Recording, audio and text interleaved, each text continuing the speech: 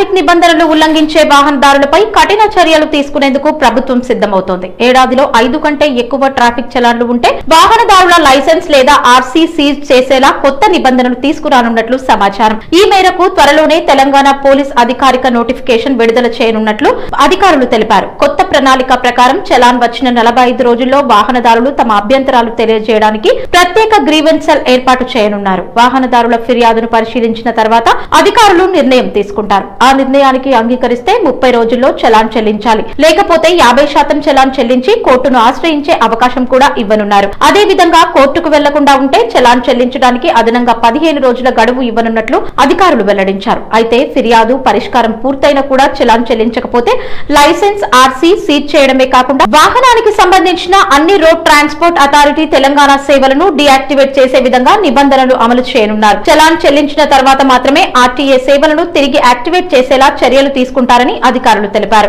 ఈ అంశంపై పూర్తి వివరాలతో కూడిన నోటిఫికేషన్ త్వరలో విడుదల చేయనున్నట్లు పోలీస్ శాఖ స్పష్టం చేసింది.